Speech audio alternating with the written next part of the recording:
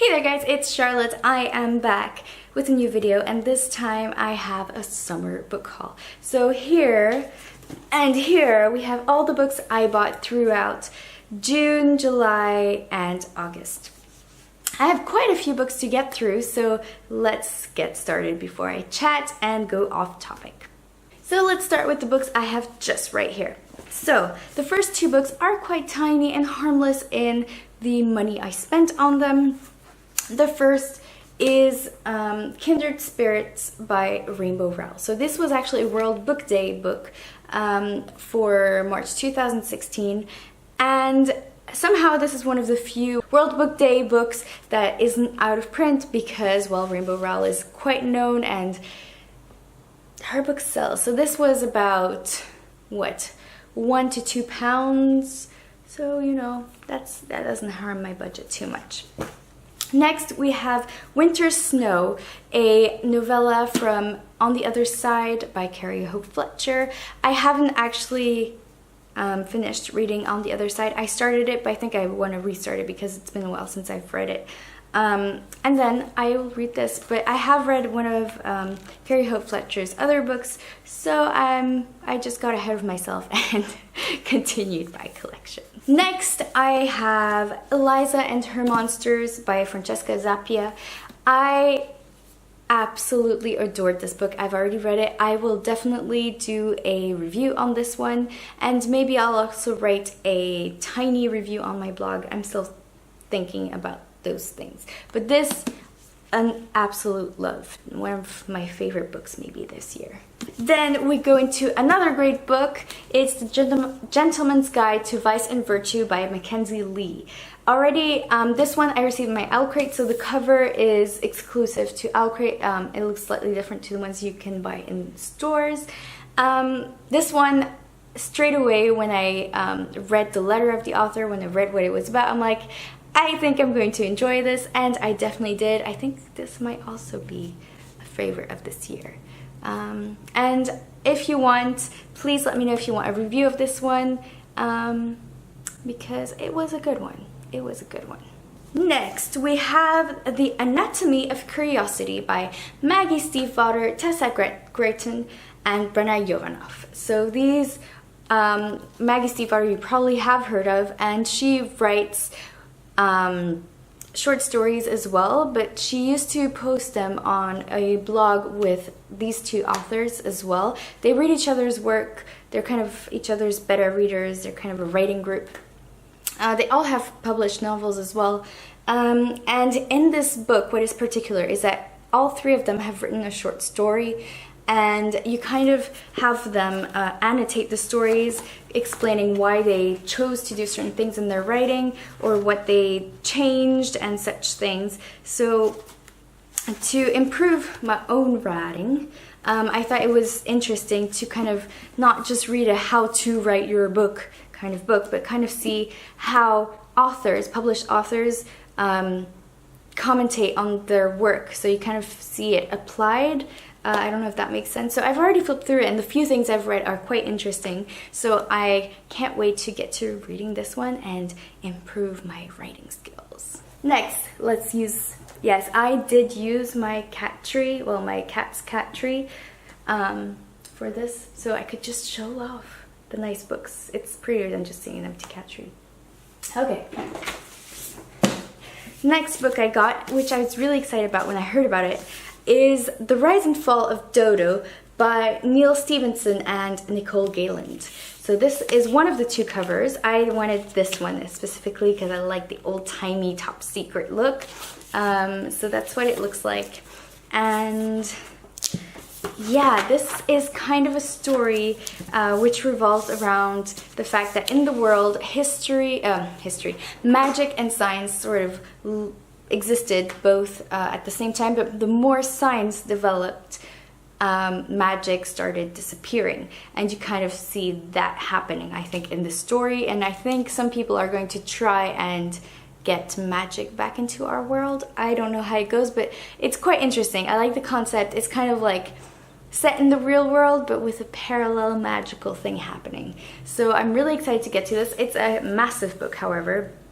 So I don't know if I'll get to it straight away, but I definitely look forward to reading this one. Next is another book by Carrie Hope Fletcher. It's All That She Can See. I am also excited to read this book. It also has this magical element included, and it looks like a fun read. Then we have Wild Like Me by Louise Pentland. She is a YouTuber, and I believe this is her first novel. I actually thought, you know, why not read what this book is about? And it sounds really cute.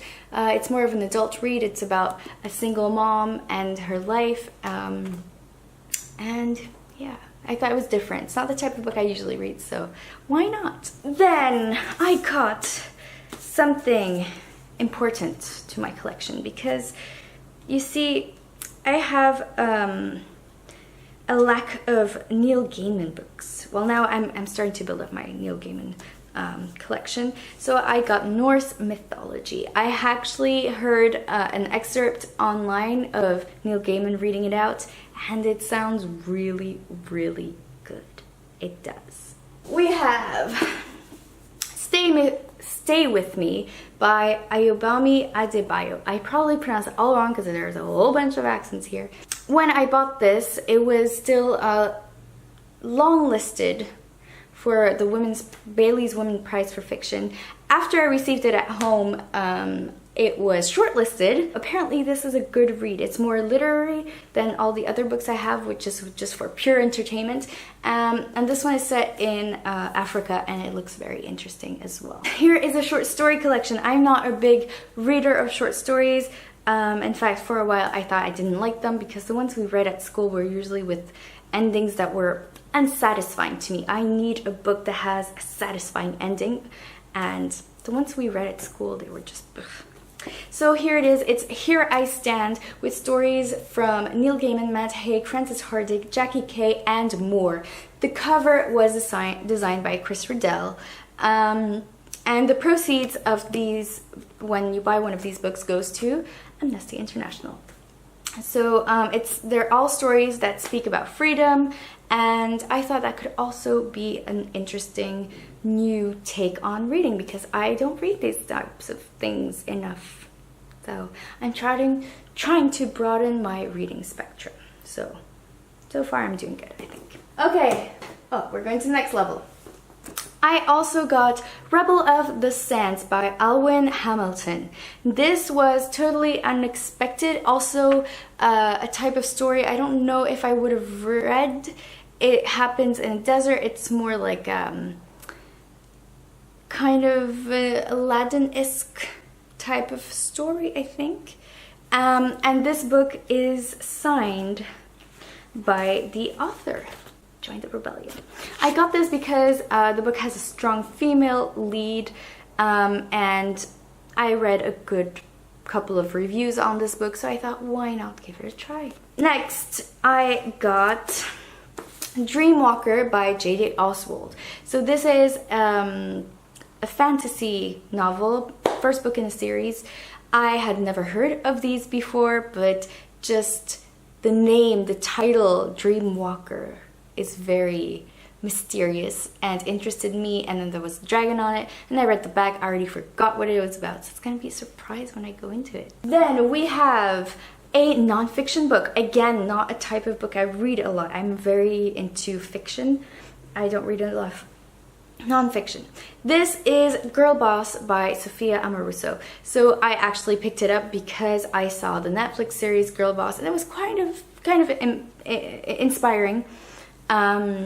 She's not the type of character I am at all, the person, well, from what she was portrayed as, but I thought it could still be interesting to read about her. Next, I got a book that I have been waiting for since its publishing. I initially wanted to get this in hardcover. I wanted to pre-order it, and then it always happened to be at a time when it wasn't working, and then somehow it got pushed back to my to-buy list. But now I finally have it. It's Someday Maybe by Lauren Graham. This is her first fiction novel, and Lauren Graham, come on, Gilmore Girls, in case you didn't know. Picture, just in case. So this is a fiction novel which I think has been inspired from her life. It's a girl who gives herself time, a young woman who gives herself time in New York to figure out her life and to become an actress, and it's not happening. Years are going by, but it's not happening, and I think it's kind of her setting things in motion finally. I think something like that. It sounds like a fun read. Then I got another book by Lauren Graham, Talking as Fast as I Can. From Gilmore Girls to Gilmore Girls, because they did a 4-episode revival. And this is quite a short book. I thought it was actually going to be longer. I don't know why. And this is kind of a biography, again, because I think she has great humor. Oh, let's try this. This is a biography. I decided to get this not because I'm particularly interested in her life, but just because she has a great sense of humor, not only as a character in her shows, but also when I watch interviews with her, she always has a great sense of humor, and why not get a book just to laugh, right? Next is The Pearl Thief by Elizabeth Wien. This is more of a mystery set in 1938, so again, I'm not a big mystery reader and I want to try and fix that. Then this you guys probably recognize. This is the whole Percy Jackson and the Olympians series. I actually already own these 2 books, but it was impossible to find the other 3 separately. I couldn't find them anywhere where I am. And so I decided, you know what, I'm just going to buy the whole set, that way it's easier, and I'll just give the other 2 either to charity or sell them or do something with them. But that way I have the whole series, I can finally continue reading them. We're getting to the end of the pile, guys.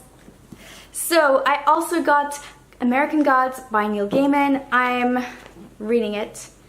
I've had to put it aside a little bit because I wanted to pick up some other books, because this is actually taking some time to read, but it's wonderful. The writing is great. I understand why so many people are obsessed with Neil Gaiman. His writing is wow. Quite something. And this book is strange in many ways. I like it, but then I don't know where the story's going, which I kind of like, but kind of like, it's kind of a weird read for me. But I'm liking it.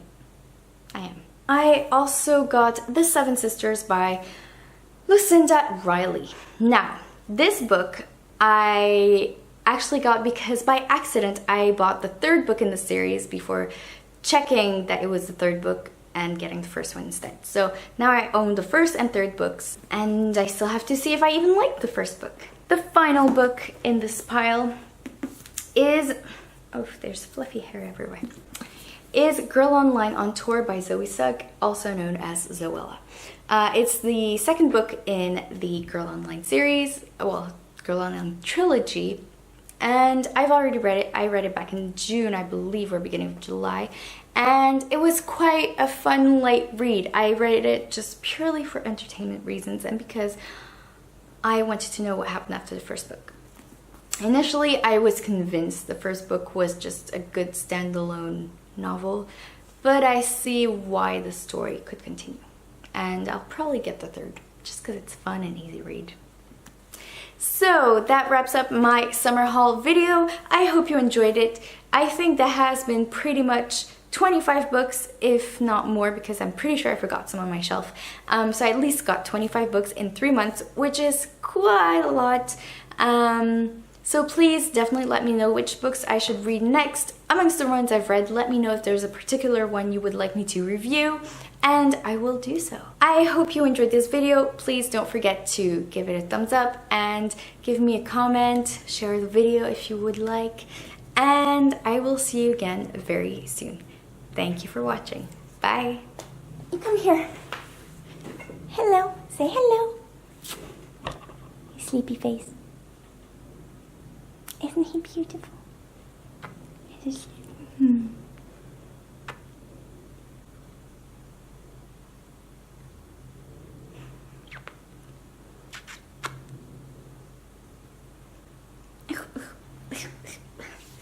Fluffy hair everywhere. Ugh. Say bye-bye, my shoo-shoo. Harry, say goodbye. Bye-bye. He's already falling asleep.